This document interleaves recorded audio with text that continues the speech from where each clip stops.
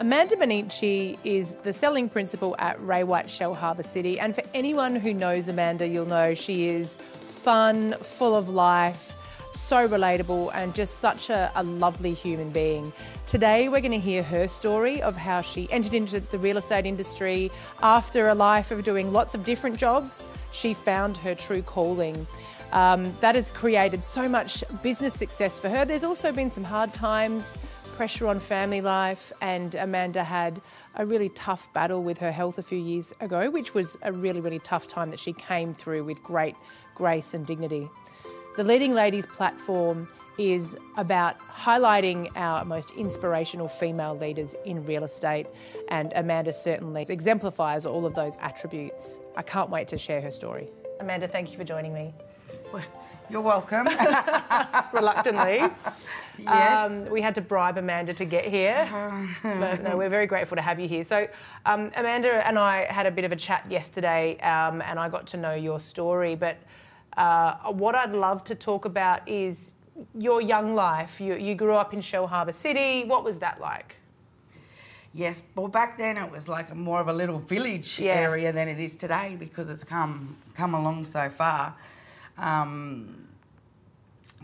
We just went to the beach every day as a young person. Obviously, then when I left school, I went and did hairdressing. Yep. And 3 years into that, I realised that wasn't for me. Yeah, yeah. The talking part, yes, but just not the the hair stuff. Then I left and I went to Cairns. Yeah. So what was that about? That was just spreading your wings, seeing something else aside from Shellharbour? Yes. Yeah. I guess small town, wanted to get out and see the world. My mum had always encouraged me to go travelling and do everything you can while you're young. Yeah. Because they had my brother at 18, so they were like, do everything before you have kids. So I just went up there and worked. I worked in an ice creamery, in the clubs, on the boats, everywhere. Yeah. I met a lot of backpackers, so that gave me the inspiration to go travelling. Yeah. And so you went further? Yes. So then when I came back from Cairns, I did a business course, but then I went over to London and worked in London for 3 years.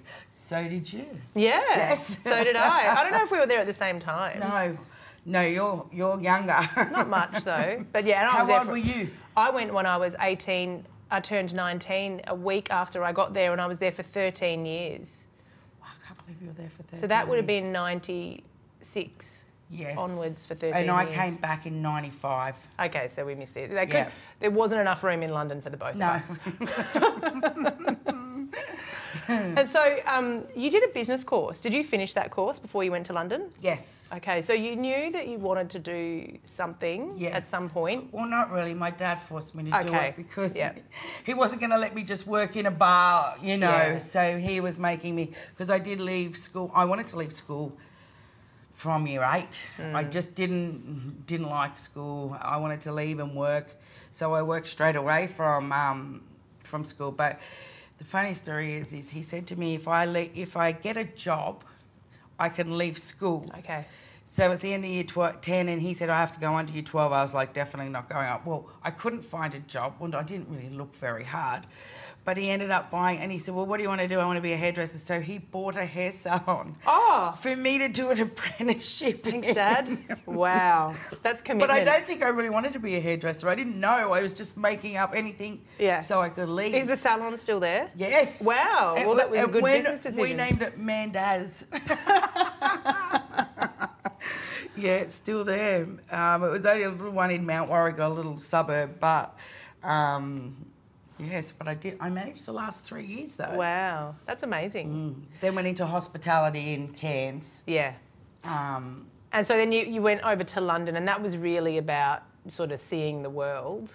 And you did that. Yes. You continued the hospitality work when you were there. Yes. Yeah. I worked at TGI Fridays. Yeah. which I was telling you yesterday, it was an interesting that I didn't realise it's sales, but it is sales, as in they have a big screen out the back of where all the waitresses that's selling, of where everybody's rated. Because it's an American chain, so it's all about the, would you like fries with that, or can I give you the new side? Upselling and all of that, yeah. Making sure they had, if they wanted steak, they wanted the best steak. And, you know, if they wanted a drink, it was the biggest drink, you know, so it was all about that. And so not everybody, but there's 3 or 4 of us that were continuously at the top. But so we were always out the back, checking where we were, trying to beat each other. But that's competitiveness. Yeah. You know, not so much sales, just wanting to win. To win, yeah. Did you know that about yourself before that experience? Yes, well, yeah, I think throughout my life everyone would say that I was competitive and would like to win. Yeah. Sometimes I cheated at cards. Monopoly. Yeah, winning at all costs. Okay. And so when you're in London, that's when you met your husband? Yes. Yeah. Yes. And so but he's an Aussie? Yes, he's an Aussie, yes. And he was from Melbourne, and he's an ex-husband now, but he was from Melbourne, and I came back after him, so I moved to Melbourne because he was already back working and set up, and I was still happy to go wherever. Then I went to work at Thrifty Car Rental first. That was hard. They expected me to work, which I was a hard worker, but it was like a 7-day-a-week job, and it was a family business, a small one. They expected everything out of you. Yeah. And then my friend, who I didn't know anyone in Melbourne except her, I lived with her in Cairns. She was high up in Telstra, and she got me a job in Telstra. So more sales. Yeah. Yes. We had to actually, back then, because there was not what it is today, monitoring of calls. You could pretty much do what you liked. But then when I was there, they brought in lots of different, you know, they can see how long you're on the phone for, all of those things. And they wanted you to sell their packages they brought out the bundles and things like that, and you had to sell those. Yeah. How long were you with Telstra for? 4 years. Did you enjoy your time there? Yeah. It was good because I guess it was people. I'm more of a people. It was more about the people. Yeah. And we sat in pods and there was like 300 people on our level, do you know? So there's always someone to talk to. And I enjoyed it. And so it was during that period that you got married? Yes. And then you started a family? Yes. So I had Jake, he's 24 now, just 24, gone 24. And that's when I realised I wanted to be back at home with my mum, the babysitter. Yeah. So I moved back to Shellharbour then when he was born. He was about 4 months old when we moved back. Yeah. Yeah. And then so you settled back. You had your husband with you at the time. He's settled in Shellharbour. Yeah. And the family grew. So then Indy came along a few years later. And what were you doing work-wise when you first? I mean, obviously you were a new mum, but what were you doing? You didn't get straight into real estate when you went home? No, I then. You had the furniture business. I had the importing furniture, Bali furniture shop, but the Ray White office, Shellharbour City, which isn't in Shellharbour Village, it was down in Shellharbour Rurella area, was only a block away. But the Ben Mitchell and Rob Anstey, who owned it, used to stop into the shop and sell when they were bored and things, and sell and that. But I got an offer on that and I took it because it was good money, and I'd just had Indy. But I did need to have a job because I was a part-time job and needed to.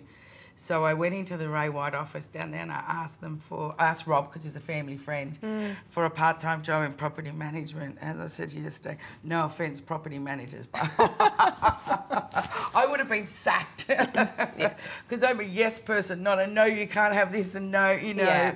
Yeah. So with that, he called Ben Mitchell in and they talked me into going into sales, part-time. Part-time sales, yes.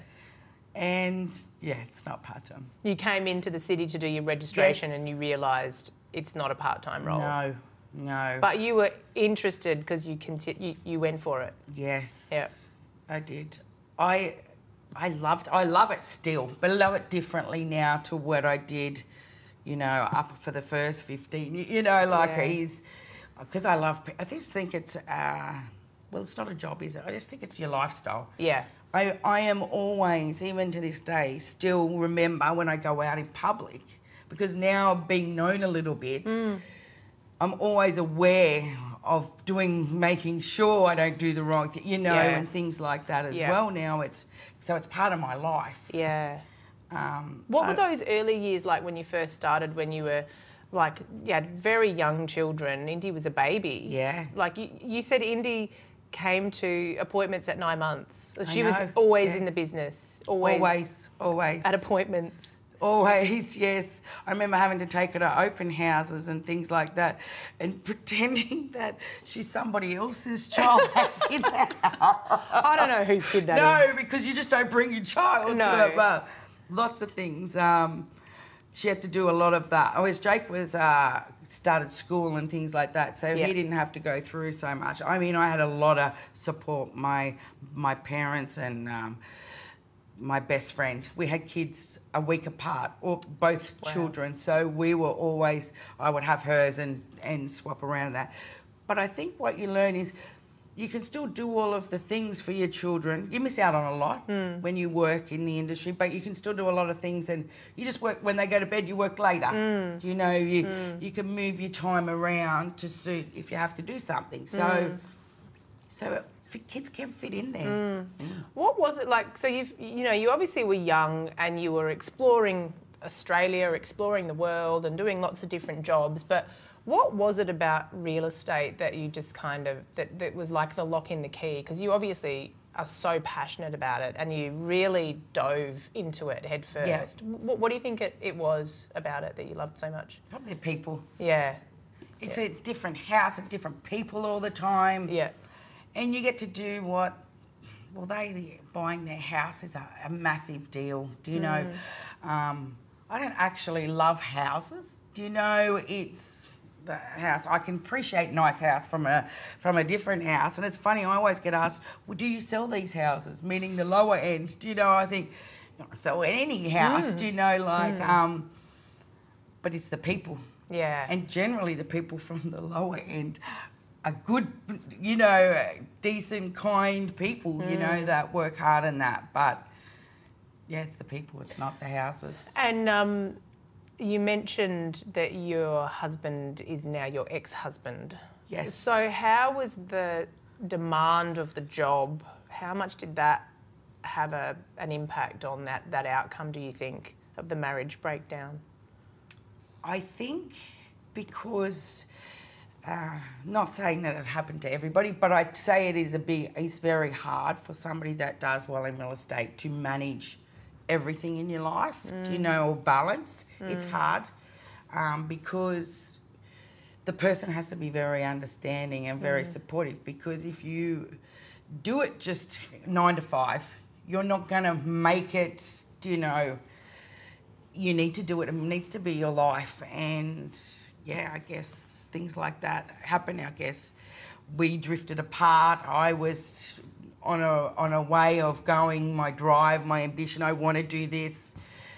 He can support to a certain extent, but at the end of the day, you know, and it could have failed anyway, regardless of what I did. But I'm sure it had a factor in being sitting at home on his own, you know, bored and things like that. Yeah. So. And it's interesting because at that point, up until that point, you had been together, but you had jobs, but you didn't really have a career. So he hadn't perhaps seen that side of you.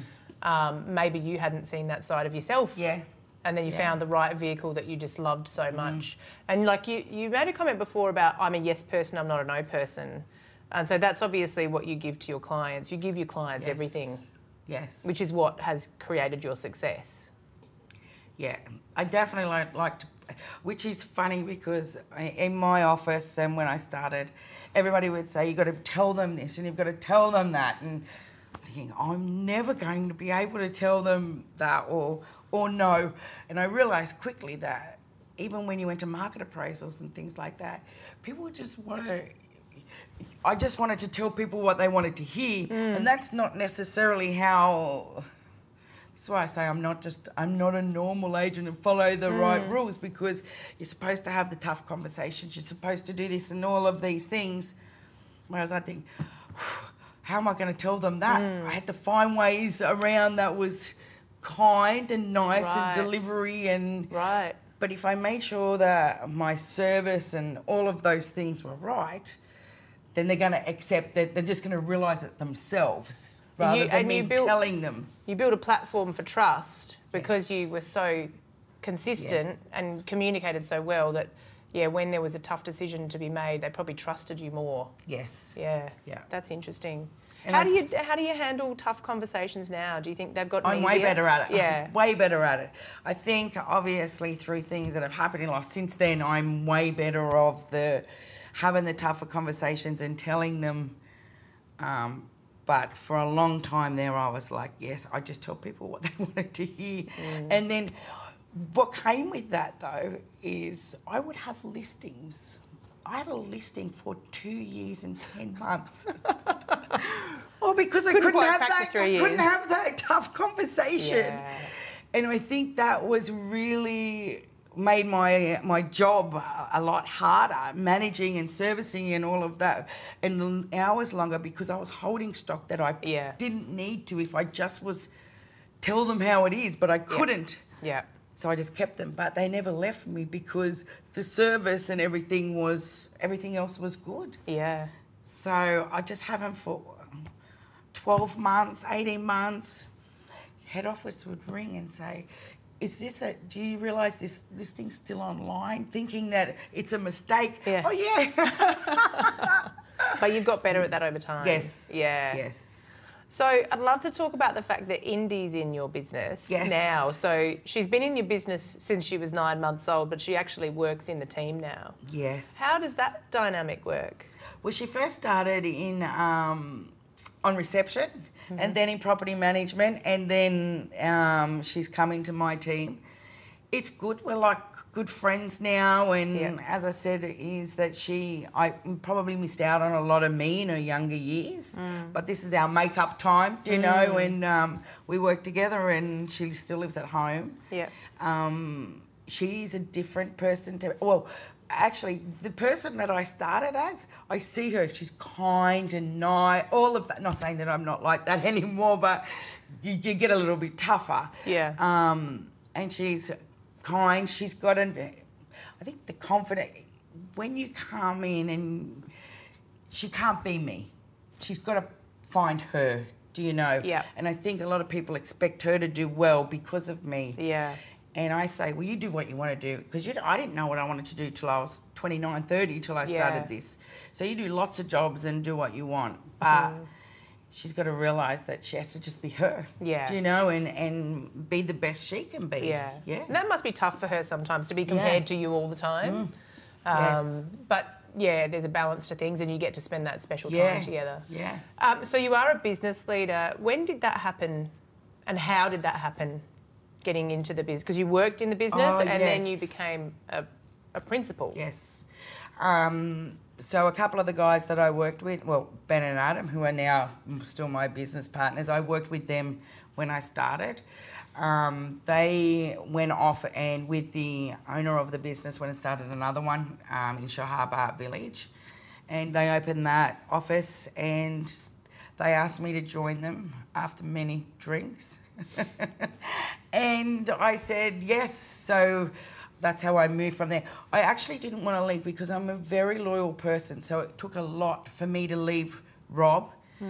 Ben was on his way out. He wanted to come, and I think he was coming up to work in head office here and do his auction thing and all of that, so he was already leaving.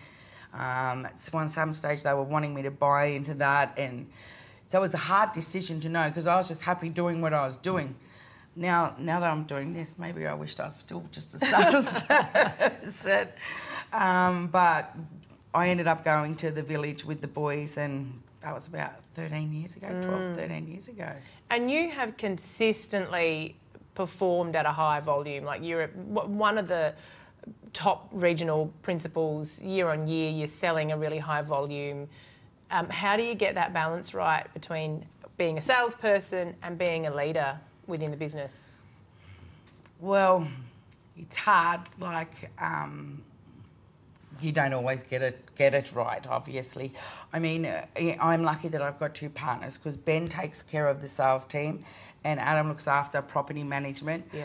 But I am still the yes person in the office, so the staff will come when they want something.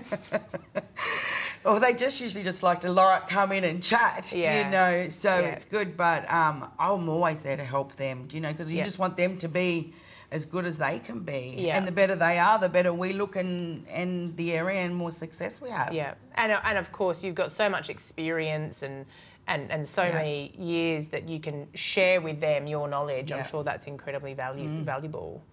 And I mean, it's been a really successful career, but there's been some hard times as well. In 2019, you went through probably personally one of the harder things you've had to deal with, which is when you were diagnosed with breast cancer. Yes. Hard, yes. Yeah. But here I am. Yeah. Still going. I worked through it all.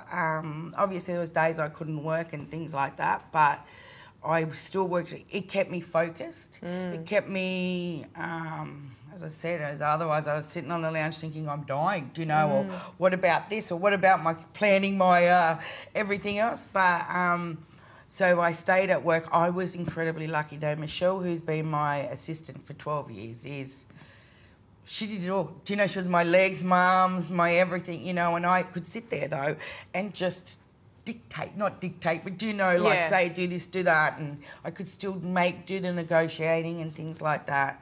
But I did as much as I could, and I still went into the office and worked, but it helped, do you know, make it easier, quicker, you know, and that it wasn't so real. What was that like when you actually got the diagnosis? What was that moment like? Do you remember? I'm sure you do. Yeah. Well, I like to think I'm a bit of a people. I can read people. So I came out. I didn't cry. Nothing happened at all. Is when I came, they sent me to an ultrasound and to a biopsy. And when I came out of that, so Darren is my partner. I've been with Darren now 10 years.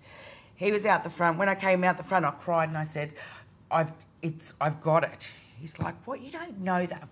You know, I'm like Mr. Google doctor. And he said, you don't know that? I go, I know I do. I could read the nurse.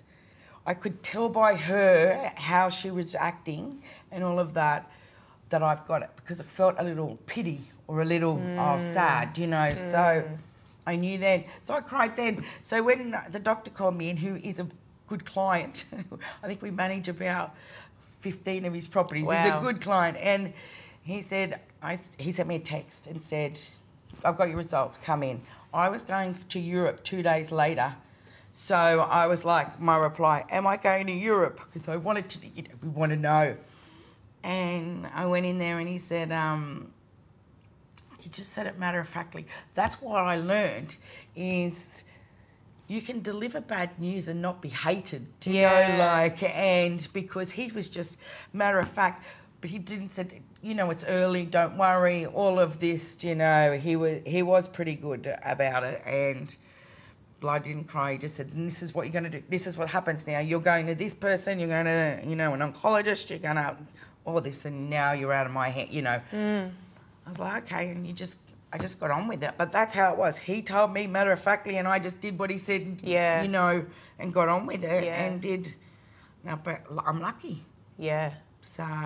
And you know, obviously it was a slog. You had to have chemotherapy and radiotherapy. Yes. You lost your hair. You had a wig made, but you didn't tell any. Like you told your close circle, but your clients didn't know. No. You were still working. Yes. You're still listing and selling real estate. Yes. Doing deals. Yes. Having surgery. Having really difficult conversations and things like that. I remember at one time that I thought I was going to throw up. I was so sick. When I was having a conversation, I didn't think the owner, it was a buyer appointment, I didn't think the owner was going to be there, but they turned up at the end. I remember thinking all those things. They had no idea, like, but also I also thought when people sell a house, it's all about them because it's their biggest asset. They don't care about me, you know, like they don't. Yeah. And I find, so I can see when I see agents and they think talking it means that you're a good agent, when really it's listening is what is a good agent. So I think if you go in, so I don't do a standard market appraisal or anything like that. I go in and just talk, you know. I look around, I find common ground. There's something, because we're a small area, there's somewhere we know each other through something, or we have something in common. And I build on that, you know, rather than going through all the statistics, because I can't compete with somebody that's analytical, because they're going to outsmart me with that, you know. So I go in there with befriending them, you know, rapport and all of that. So, and then when I come out, I write down their dogs' names, their kids' names, their ages, or anything that they told me that obviously is important to them that I can bring up next time as well. Yeah. To deepen that rapport. And you also said to me that you kind of you almost wanted to get past it and then say, yeah, well, I've been through this thing, but you didn't want to have the pity and the, you know, all the questions and having to talk about it all the time. Well, I knew how I felt for people when I'd hear, oh, such and such has got breast cancer. I'd think, oh, the poor thing. Do you know? Yeah. I didn't want that. Like, so I just thought it wasn't a secret, but I didn't tell. No clients knew. It wasn't advertised. I wasn't monitoring it on Facebook, you know, like, or anything like that. Yeah. It was an internal thing that just happened, and we said, okay, this is what we're going to do and deal with it. So I had to have 3 operations, a mastectomy. I obviously had a reconstruction. So it's the past now. Yeah, and nearly 5 years, which is a really critical milestone. Yes. So there was I had, which isn't great to live with when they say you have 80%, 82% chance of it coming back in the first 5 years. Wow. Because I have the BRCA gene. And it's like, oh, so every little thing is like, oh, is that back, or is this, or is that? Because they say it comes back in your organs rather than back, you know. And because of the gene, it wasn't only a mastectomy, you also had your ovaries taken. Yes. Yeah. So you live with that, a lot of head noise, you know, from then. So I think June is 5 years, and the head noise probably won't stop. Yeah. So I think I've got head noise. I'm that person anyway. Yeah. I remember thinking, somebody saying to me, you know, people have anxiety and all these things, and I think, oh, I'm never that. I'm a happy person. I don't have anything. And I remember saying, oh, to Darren, I think I'm having a heart attack. Hey, you're going to take me to the hospital. And we get, hang on, I'm at the front door trying to get into the car. He says, I'm getting changed. I said, what are you doing? He's like, I'm getting changed. I'm like, I'm dying and you're getting changed. So you have a lot of things. That was just before breast cancer. And I went up there and they said, no, there's nothing wrong with you. Go to your local GP and blah, blah, blah. And they ended up saying to me that, when my GP said, oh, well, you got stress. I don't have stress. Yeah, you do. You have stress because you carry, you know, you carry things and you work long hours. You started telling me to do yoga and all this. I haven't been to yoga. I mean, you say you got. What's so interesting is that when you got that really hard news from from your doctor, that taught you how to deliver bad news. Do you feel like you carry less of people's stuff now? Are you better at? I think yes and no. Is definitely that I'm, well, Ben and Adam think I'm a bitch now. They can't work out if it's from cancer or menopause.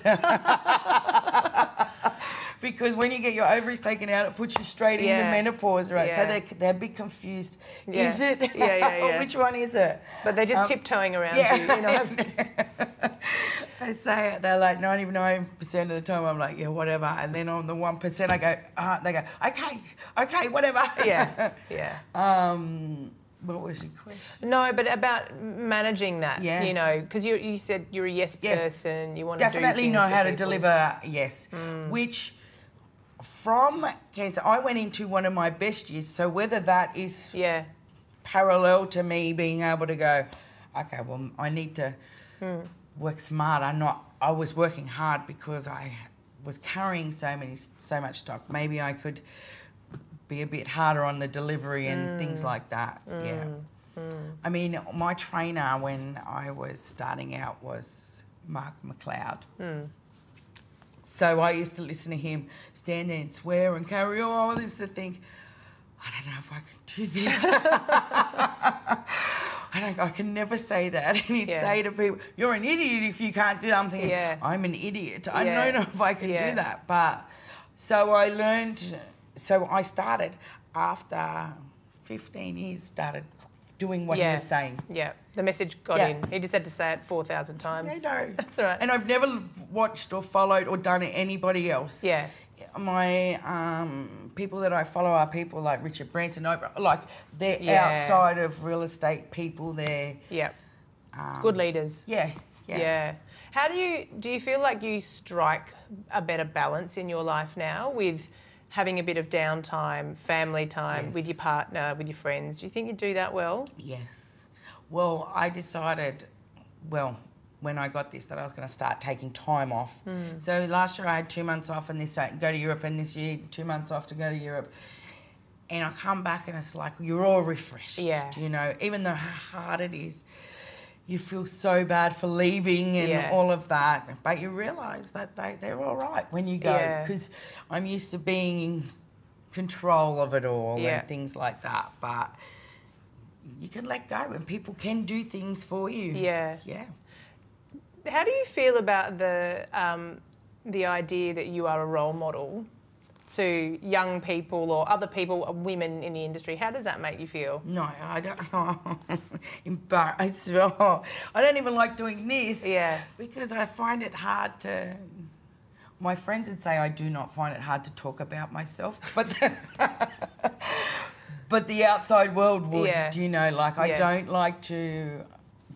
Like it feels like it's big noting. Do you know? And I don't want to ever think people to think that of me. But it's, you know, like by what you've achieved, people look up to you, women look up to you, people women and men look up to what you've done. What do you think, you know, I shared with you before our interview that the ambition of this endeavour that we're doing is to try and highlight the pathway for women coming into sales and also into leadership roles. Like, I mean, Indy, she's working in your team now. You've spoken about what you do, but a young person, a young woman starting their career in real estate, what advice would you give them? Oh, they could do it. Anybody can do it. If you want to put in the hard work. Yep. I think a lot of people think, young people think either one way or the other. It's easy and we drink coffee all day and it looks like a glam life. Yeah. Or they think that it's just about... they don't realise it's hard work. Yeah. It's only you put in the hours, and I feel like no matter who you are, you can get some sort of success out of it if you work hard. So I have a goddaughter who's just gone from property management into sales yesterday. She's started with me 4 years ago, been begging to get into sales since she started. Made her go into property management. She's been in property. She started also reception and then property management. She's been in property management, which I think property management helps them talk to people. Yeah. Get knockbacks and, you know, spoken to poorly and things like that. But yet they still do open houses and learn how to deal with people. And she's got in it, and my advice to her is to work hard. Do you know, like, and everywhere you go, remember that you're in sales now and network. Do you know, and talk and to everybody and ask people, are they selling? Do they know anyone that's selling? But you got to put in the hours. You'll get what you put in. Yeah. So if you want to be in sales, I bet you're going to go to lunch and you're going to go get your hair done. You're going to get this, because when I started in real estate, I think my office went to lunch every week. The boys went to lunch. That lunch would start at 12 and you'd think they'd be back at 1 and they weren't back. They'd be ringing me at 7 at night saying, can you pick us up? So don't get involved in any of that. Just run your own race and work hard. Yeah. Like, I think a lot of people try and copy. You got to find who you are and be who you are. Yeah. Because I think when in today's world, people know if you're genuine or not. Yeah. They can see through that. Yeah. So you just have to do the right thing. And then if you start doing well, people want to use you, do you know, because you sold that one or you sold that one. It's about, I always remember that if I do a big sale, I think, oh, wow. And then I think, you're only as good as your last one. Like, don't go running off with that, thinking that you're good now. You just have to, you got to do another one now and another one, do you know. Who do you look up to? In real estate? In life. Who gives you inspiration? Well, my two favourite people that I follow and, you know, who I could have for dinner, you know, is Oprah and Richard Branson. Yeah, pretty good. I just think they're good people. Yeah. And that's, you can be successful and be good, yeah, you know, and do the right thing. Yeah. Yeah. Amanda, I have loved talking to you, and you made it. This is the last time. We've got it on record. We're never going to hear Amanda. Thank you so much for talking to me. It's always a pleasure. And I'm sure everyone who's listening has taken so much from your wonderful story. Thanks, Amanda. Well done. Thank you. Thank you.